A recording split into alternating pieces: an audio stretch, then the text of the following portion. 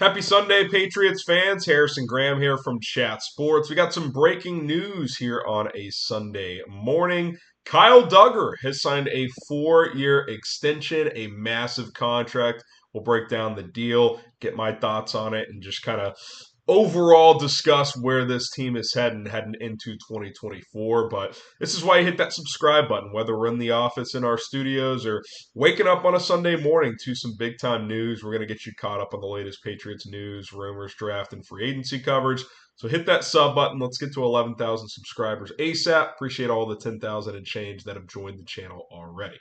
Okay, Kyle Duggar, according to Rapoport and others, has agreed to a 4-year, $58 million deal, up to $66 million. Now, if you remember, Duggar had signed the transition tag, or had been placed under the transition tag, which was like 13 and change. Quick math here.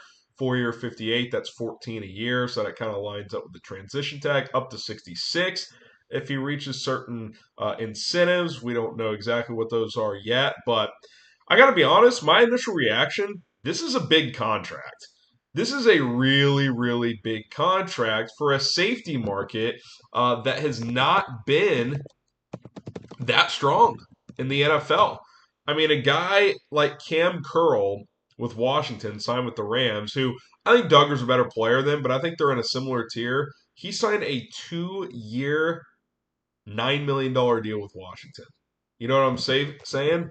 So New England is kind of telling you here that not only do they think Duggar is one of the best safeties in the NFL, they think that there's still a lot of room to grow. And I think there is too. I think he's a player that can continue to improve, no doubt about it. But if you look at some of the highest paid safeties in the National Football League right now, Derwin James at 19 million per year, Minka Fitzpatrick at 18.4, Antoine Winfield 17.1, Xavier McKinney 16.7, Jesse Bates 16, Buda Baker and Marcus Williams in that 14 and change. So this is now a top 6 highest paid safety, 7 in the NFL. So you better get consistent Pro Bowl, if not All Pro level out of him for the next few years. I mean, that's kind of what you're banking on here with this contract. And let me be clear, I'm not saying I dislike it. I guess I'll just ask this. And what do you guys think? Did the Patriots overpay for Kyle Duggar? Type Y for yes, type N for no. Do you guys think the Patriots overpaid? Let me know in the comments. It'll be the pinned comment on this video. So if you get hit with that YouTube ad break, reply right there. I do wonder if it's a bit of an overpay. And look, it's free agency. A lot of the time you have to overpay. But I guess at this point, April 7th, you're almost a month into free agency. Would Kyle Duggar have gotten this contract on the open market? Because remember, with the transition tag, he could have agreed to terms with another team, and then the Patriots would have been given the right to match it. The Patriots just straight up signed him to this deal. Now, maybe Duggar came back to him and was like, hey, this team's going to offer me this. Do y'all want me to sign that, or do y'all just want to give me a deal? Who knows? We'll see if those details emerge, but it's a big contract. There's no question. Now, what I do like here is this. He's homegrown. The Patriots have committed to bringing back homegrown talent. He's still a rising player in this league, and he's a guy that can anchor a secondary for years to come. So, again, if I'm breaking this down in full, I think it's probably a bit of an overpay, but it's for a really good player, so I'd probably give it like a B deal. Like I'm not against this whatsoever. I am just a little surprised at the number, just seeing how the safety market played out. Other than Xavier McKinney and Antoine Winfield, safeties, if anything, were getting underpaid this free agency period. So I am a little bit surprised by that. But I think one thing that's clear, and I kind of just alluded to it, is what the Patriots' free agency strategy has been up to this point in time. Bringing back homegrown guys. Michael Wenu, 3 years, $57 million, $19 million per year for a 26-year-old right tackle. Kendrick Bourne, 28-year-old receiver, gets a 3-year, $19.5 million contract. That was really good value there. Mac Wilson back, 3 years, $12.7 million. Anthony Jennings, 3 years, $12 million. Antonio Gibson, is an external free agent, a rare one there, just like Jacoby Brissett. They bring them in there, and Sione Takitaki, and guys like KJ Osborne, but you bring back obviously Hunter Henry as well. Jalen Rager is back. So they've brought back a lot of their own free agents. Josh Uche, who you got on a really team-friendly deal, 1 year, $3 million with incentives up to 8, I believe. So Eliot Wolf and Jerod Mayo, especially on the defensive side, have valued bringing back core players on that defense, which it does make sense to an extent because this defense is really good.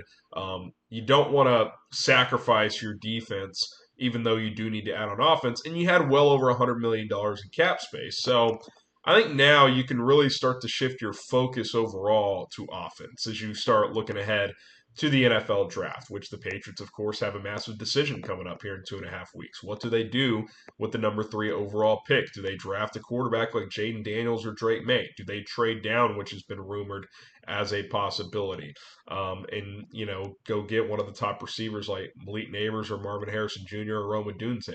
Do they add an offensive tackle at some point? Like, to me, the first 3 rounds, the dream scenario is a combination of QB, offensive tackle, wide receiver, because you definitely still need that. Other areas or other options are: do you still make a splash trade for a wide receiver? The Patriots still have plenty of cap space. They could go sign T. Higgins. They could go sign a guy, or not sign, trade for T. Higgins. Go trade for Brandon Ayuk, who recently was reported, as we discussed on this show, not close to a deal with the San Francisco 49ers. So maybe he's available via trade. So still a lot of work to be done. I think this defense on paper, with everybody they've brought back, with Uche back on a cheap deal, you get Duggar back on this deal as well. All the other pieces, Christian Barmore, who could still get a contract extension at some point as well, and everybody else. I think this is a top 10 defense this year, and maybe top 5 if a couple of things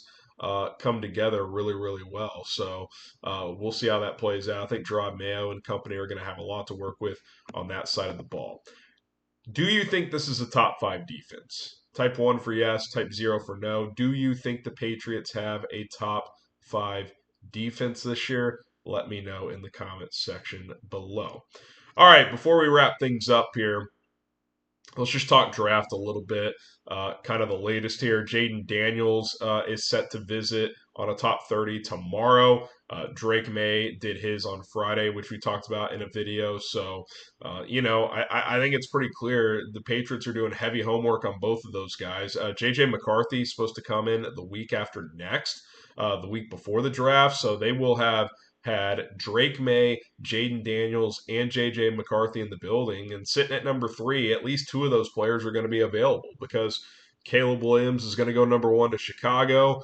And then, we'll wait and see what Washington does. My stance has been clear. If Drake May is there, I would take him.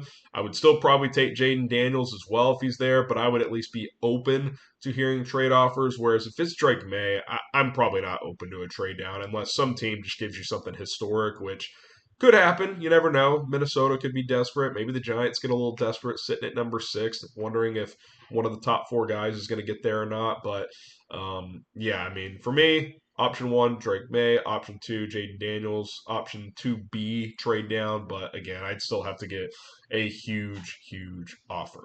All right, guys, that's going to wrap up today's video.